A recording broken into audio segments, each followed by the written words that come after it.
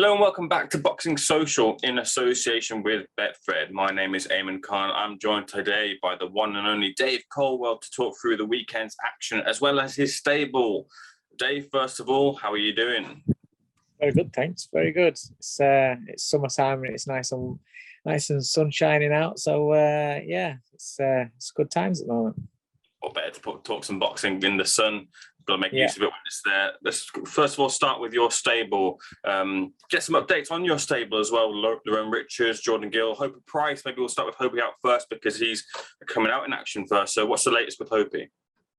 Yeah, so Hope is fighting August 6th at Sheffield on the Matchroom DAZN card. So Dalton Smith's headlining, fighting for the British title. So yeah, it'd be good to get Hope back out again.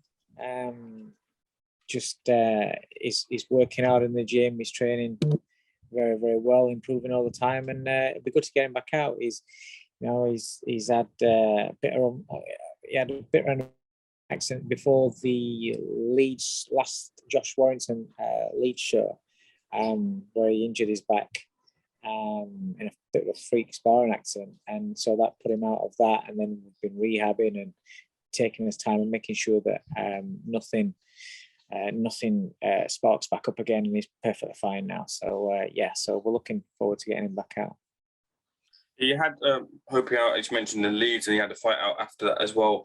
How far away do you think Hopi is from having that next step up, that next test? I just want to get some momentum with him. It's like we go a few months without a fight, and then we have two in a space of a couple of weeks. I'd like to get him staggered and have some sort of momentum getting going. He's, you look at his last couple of opponents now. He's his last few fights. He was the Italian prospect at 5-0, then Zayed Hussein at 16-1. I think he was.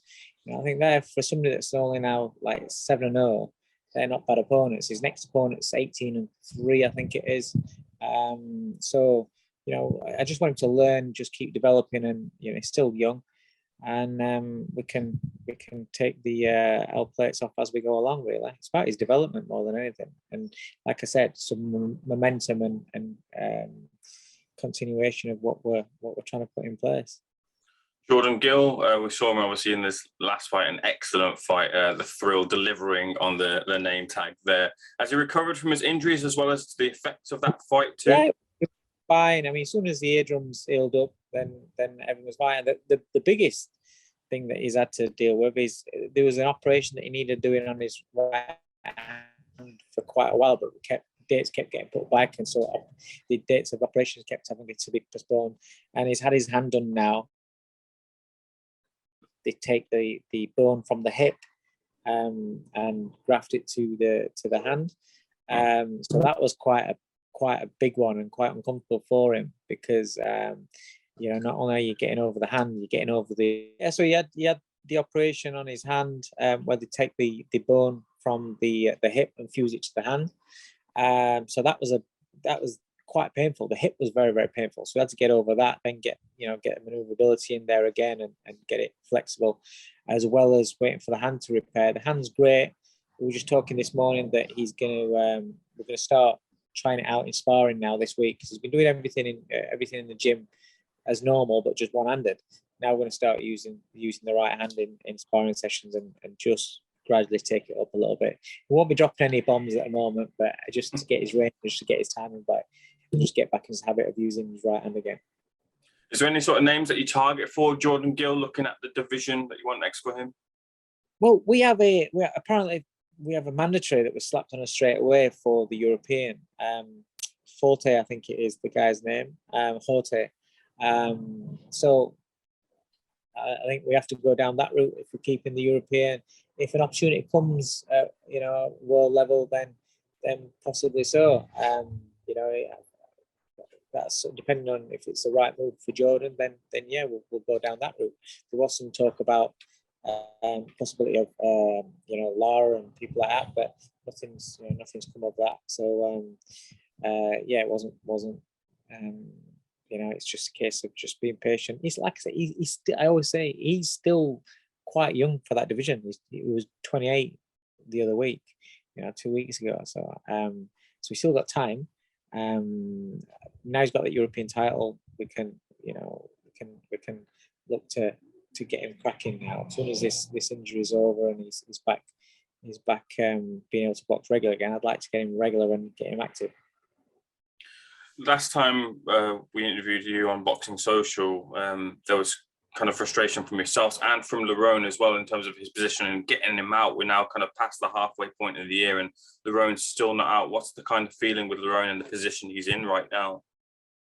That's something that his management are better off. They're dealing with all that side of things. I just train Lerone, usually training for fights, but we just training to improve at the moment. All I will say is that once he's got a date and once everything's back flowing again, then he's some fighter. It really is. I keep saying it. He's some fighter. I mean, the ease that he beat Carolis, and then you've seen what the Carolis did afterwards. The ease that he beat Gongora, and you see what Gongora's done in his career. This kid's super talented. He's getting better and better. And now he's understanding more about being spiteful. Listen, he's never going to be Mike Tyson. But now he's getting more spiteful. And he's sparring, he's getting more spiteful. And so people are going to see more spite with Lerone Richards. I'm excited because, it's another dimension that's been added to him. We knew this when I first started working with him. These are the conversations that I had, but everything takes a process. You can't just start, right, okay, I need to do this, need to do that, and then it just starts happening. It's a part of the process. We've had more and more time, drilling.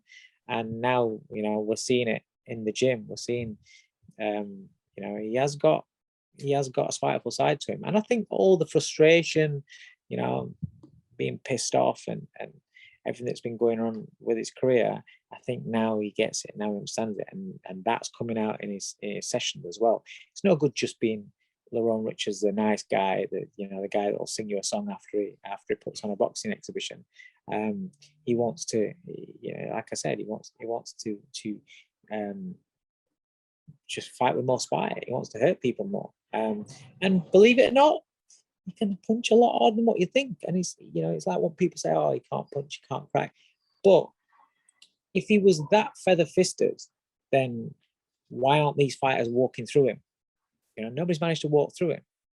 Why when you're facing Gongora walked through Akhmedov. He walked through fighters. Do you know what I mean? He's got a chin, he's tough, and he punches and he looks to try and bomb you out there. Well, he's losing by miles on points. Why isn't he just walking through? Because he can't, because he's got respect for his power. And this is Lerone without the spite. Now he's a bit more spiteful. Like I said, in sparring now, people are realizing and coming out and saying, oh, hang on a minute, he hits harder than what I thought he would do. And he does. And you'll see that. You'll see that in his fights now. Like I said, he's not going to be Mike Tyson, not turning him into that, but he'll be more spiteful. Yeah, you mentioned it there, I just want to elaborate on it a little bit further. Just on that day-to-day basis when you're training him, that frustration then doesn't come out in terms of his career in the training sessions, because on the surface with him, he's very laid back, and it seems like that kind of mentality is helps him with his mindset with career positions like this right now. He has got a fantastic attitude. He's very, very professional, very, very professional. And to be fair, he's learned a lot from being around Jordan in the gym, where Jordan's had inactivity and out for a year, then fights Bellotti, and then he's out for months again, and then fights Juarez, then he's out for months. So he's seen that, and he's seen and learned. When you're around things, whether it's good or bad, you learn. You use them experiences to help you when things start happening to yourself. And he's, one thing I will say, the guys in my gym have got fantastic attitudes, and whether we have a fight day or not, the level of professionalism in terms of training with me, the boxing side, the S&C with Danny Wilson, the nutrition side, tick all the boxes, because you have to be ready. I don't want to be playing catch up when we do get a date. It's like, oh, right, we've got to spend 4 weeks to get fit. None of that shit. And every session that we have is an opportunity to get better. And that's the attitude and focus. No matter what's going off on the business end, no matter what's going, you can't control that. You're waiting on other people. And it's what I say to him is that the only thing that we can control is what we do in our gym. What do we make use of the time that we've got with? And if that's in a positive manner, then when everything else sorts itself out, because eventually it will, and it's not I'm not just glossing over it, but eventually it will. It's not ideal, but eventually things will sort themselves out, and you have a fight day, and you have a fight night, and you go in there. If you've been disciplined and dedicated and motivated throughout the shit that's been traveling around you, then that will show up on fight night. And if not, then on fight night, then you're gonna say, yeah, I've been out for so long, of this, of that, blah blah, and motivation, this, and that will play a part in your performance. So as soon as he gets a go ahead, he's ready. Then obviously he's not down at, we don't have him down at weight or like fighting weight all the time, but he's not insurmountable. Where if somebody were to say, all right, okay, fighting in 6 weeks, okay, cool, but we all we can do is take care of what is in our control, and I can't give him any more credit than to say that he is being the ultimate professional.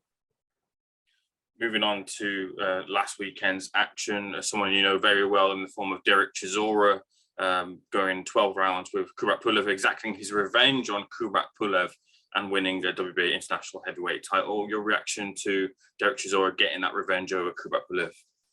Really pleased for him. Really pleased for him. I always, when I see fighters with bringing the kids to the fights and stuff, it's like that. He's on the one hand, you think, oh, it's nice. He's got his family. On the other hand, if it goes tits up, you don't want your kids seeing that. And it was so nice for him to get the win. The ending there, we saw his family in the ring with him, and there's a picture where his daughter's passing him his hat, putting his hat on. It's just beautiful. That shows you what Derek is, for all the madness and all the sometimes the bullshit that surrounds him. And you don't know which Derek is going to be, and 1 minute he's nice and polite, next minute you don't speak to media, you don't speak to people, make people feel uncomfortable. That is what it's about ultimately, and it's great that at the O2, which is where he sees his home in boxing, in front of his family, he's got a win in a very, very hard fight, where again he's had to show us all what he's made of. In terms of the fight, in terms of the action, how it played out, a lot of talk, online about the scorecards and the split decision, with Wilder-Chisora getting the nod as well, and Pulev obviously naturally not too happy about it. But in terms of how you scored it and how you saw the fight play out, what did you see? I didn't score it. I'm not. Listen, it's a night off. I'm not doing. I'm watching as a fan, same as everybody else. So I have a perception I think's winning, but I don't sit there and score it when it's nothing. Nothing to do with me. I think too many people. Listen, it's everyone's entitled to do watch a fight how they want. But what I found myself doing more these days is, if I've got no involvement in it, then I try and watch it as a fan, and I just try and watch the boxing and enjoy the boxing. And if it's a shit fight, I'll call it a shit fight. If it's a great fight, I'll be excited like a fan, but I'm not too busy, not too worried about scoring the rounds. I may then, if it is something that's a bit controversial, or if it's something that's got some sort of relevance to me, then I'll or any of my fighters, then I'll watch it back, or I'll or if I'm not a fan of either, then I might look at and kind of score it. But with Derek, I just wanted to win, so I'm watching it as a Wilder-Chisora fight, as a Wilder-Chisora fan, and so you've got your emotions in there and things like that while you're watching the fight. I did think for the first 2 rounds, Pulev just looked like he was just trying to survive and just trying to get through those opening rounds, holding. I thought Derek's body punches, especially underneath Pulev's left arm there, took hold. Pulev's fit. I was thinking, because he's 41 years old, and the amount of body shots he took during that fight, and he was still going, his energy was still there. He's very, very fit. He must have trained so hard for that fight. But I just thought Pulev's quality of punches was very, very low quality. I mean, it was all just touch. Apart from the odd right hands, I don't know if it was like around the middle of the fight, he started finding a home for the right hands, and he started getting a bit worried, thinking, "Hang on a minute, this right hand's opening things up here." And then he got caught with a left upcut or right upcut, sorry. Yeah, I thought Derek had the heavier quality blows as such. Pulev was busy prodding and poking, but I kind of had the feeling that Derek won the fight. But a lot of people don't seem to score bodywork, so that's where, from first sight of just watching it as it was, I can understand. But yeah, it was a close fight, very close fight. And if it had gone the other way, then I wouldn't be screaming, "Oh, it's a robbery!" It's not a robbery. It's one of those fights where, what do you like? What do you see as the punches that have more of an effect on the fight, and yeah, you take your pick. And I'm pleased that in a close one, Derek's got the decision. Like I said, his family's there, so it was nice. I just thought, especially early on, I just thought Pulev just he was so busy holding and just trying to shut him down that he wasn't really getting any quality work on. You've been obviously heavily involved with Derek in his fights in the past. We saw a return of Don Charles in the corner this time round, and past a sentimental re-link up of the two gentlemen. What did you make of that? Nice. It's good. They started together, and now they're going to finish together. Don knows him better than anybody in boxing, I would suggest. So I think that's a good partnership from there. And it's listen, what do you want me to say? He's at the end of his career. It's about doing what's best for Derek, really. Derek does what Derek does, and what he does do after fights, win, lose, or draw, is he offers out the Five Guys burgers. Pulev rejected the burger. Did it? Dave? Yeah. I didn't know that. Why does he not like? Does he not like Five Guys? No, I don't think he was too happy, so he wasn't in the mood to eat, Dave. Oh, right, okay. Well, it is what it is. But at the end of the day, Derek's been beaten, and he's gone in there and been gracious in defeat before. Pulev, although yes, there's an argument that some people thought it was a close fight. It was a close fight, and if you're Pulev, watch the fight back, and could you have put a bit more substance on your punches? Could you have done a little bit more to win the fight? Yeah, I'm sure you'd, if you're honest, you'd say yeah. But listen, not everybody likes Five Guys. A lot of talk in the build-up to this fight about Derek Chisora and potential retirement, and that being very firmly on the table if he had lost the fight with Pulev. He's got the victory, so now people are kind of turning the attention to maybe the next fight and what's next for him. There was the contract signed on his side before Pulev was announced, the Kaunaki fight. A lot of people mentioning Wilder's name too. In your own perspective, what do you want to see next for Derek Chisora in terms of an opponent?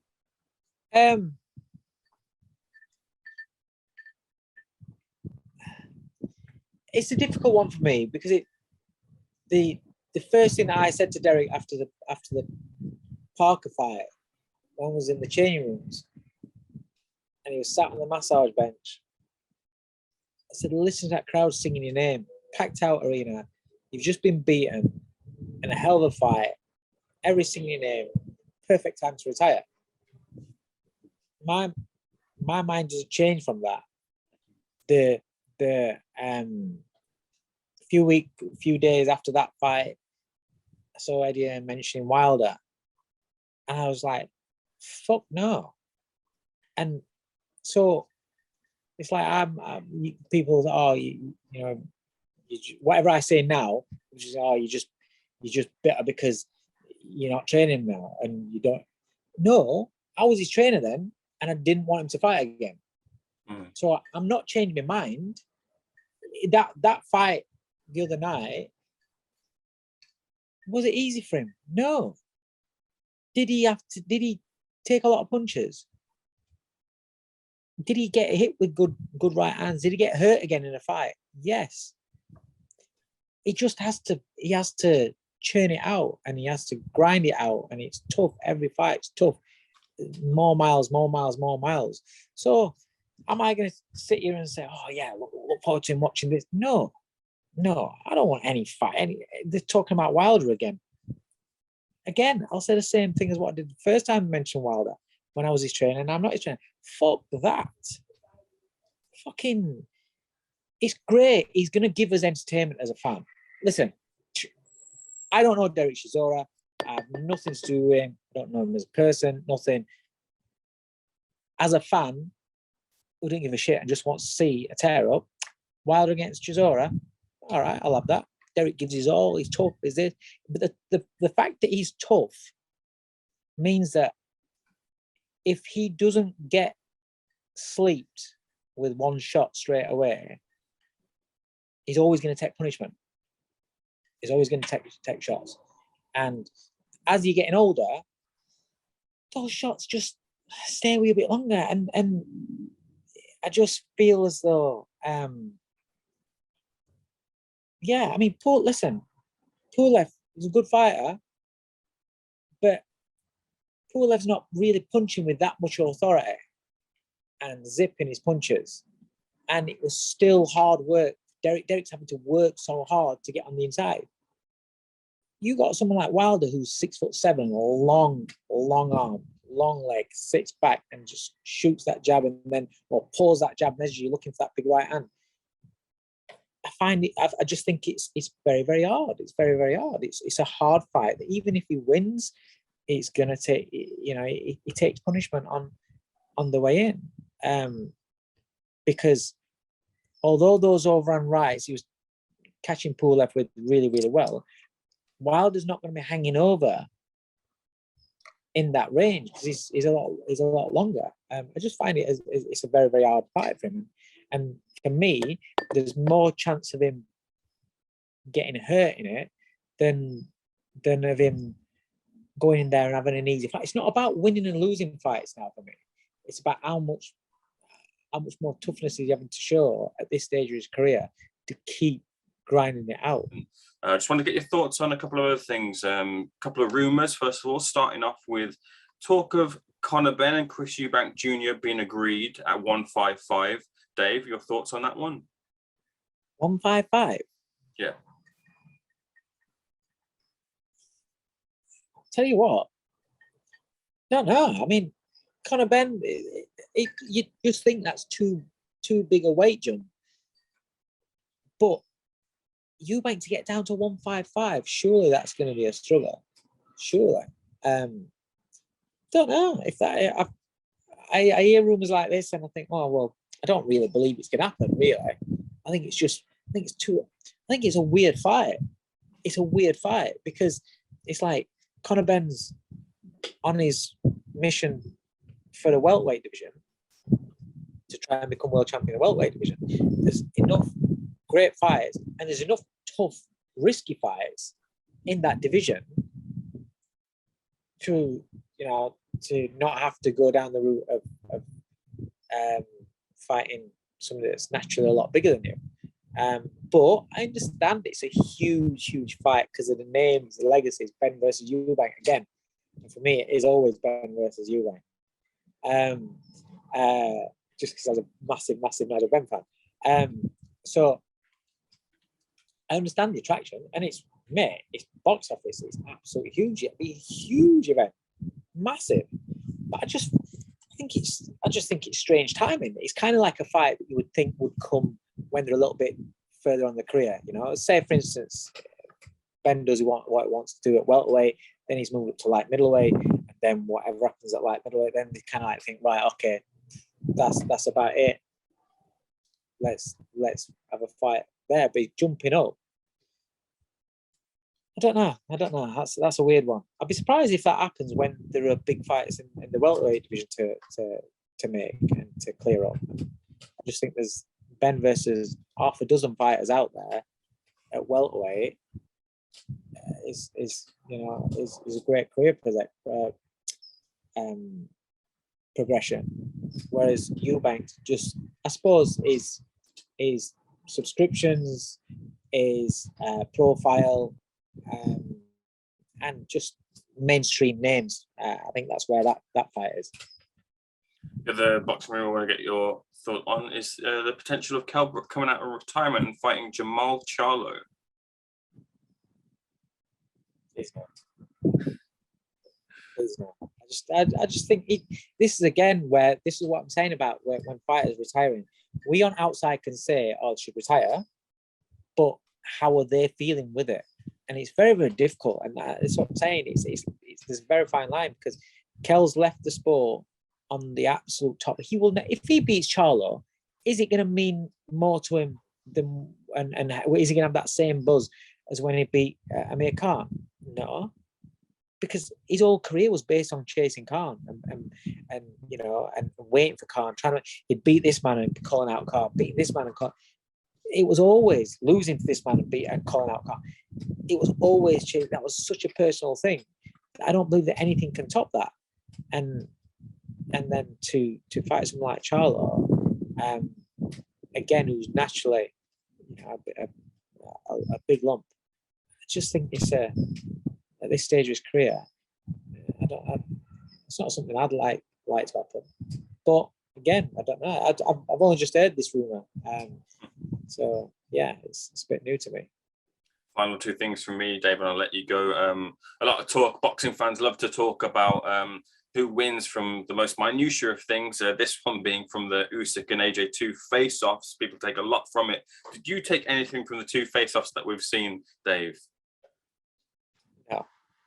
No.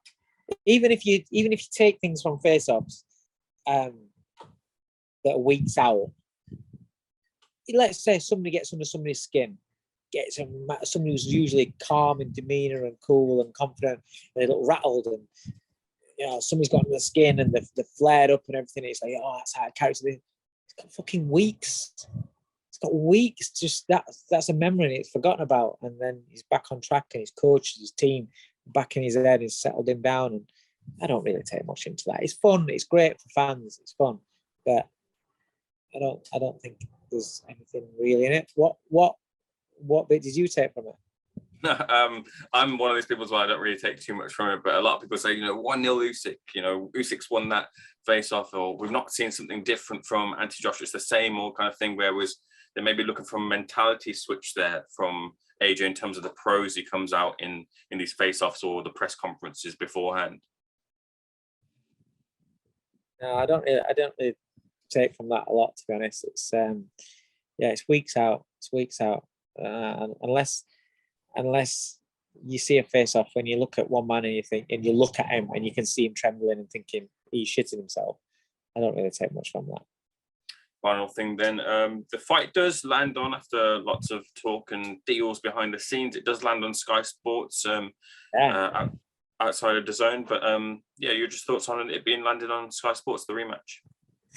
Well, I thought it was massive news. I mean, after all, obviously with the AJ deal and everything, and then I think when the AJ deal was announced, I think we just assumed that this fight was on the zone.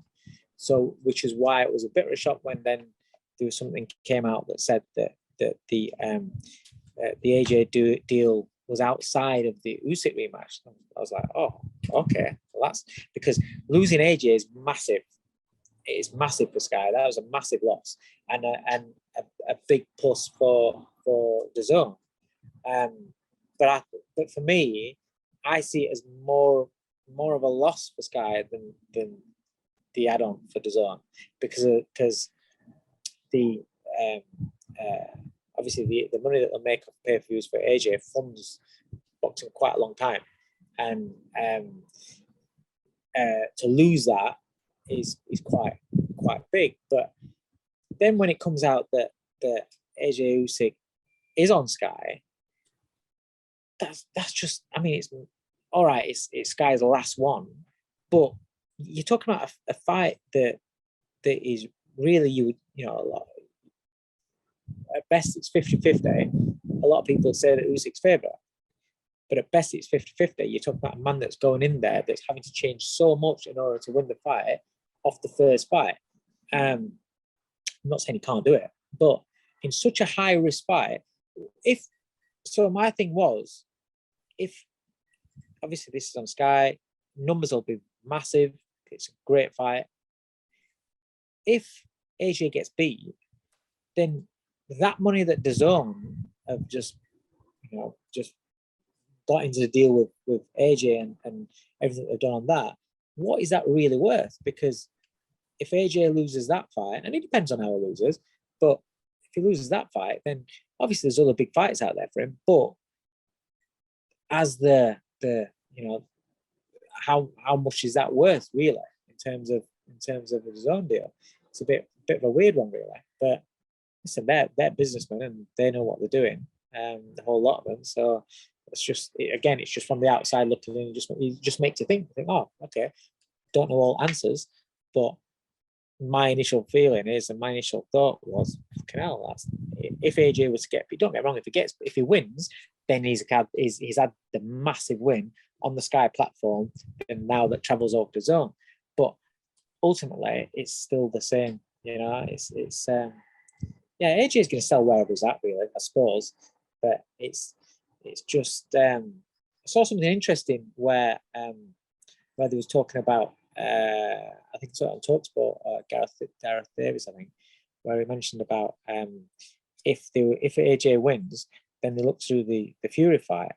Well, is he under contract with BT? So if there was to do a deal where it's on both pay-per-view platforms, DAZN and BT, then whoever's got the easiest method of watching the fight, one click or whatever, it's kind of like where you're gonna buy the fight from. So it makes things interesting, and things have got to change on the DAZN thing and I don't know how easy it is with the pay-per-view. Again, we don't know anything with the DAZN.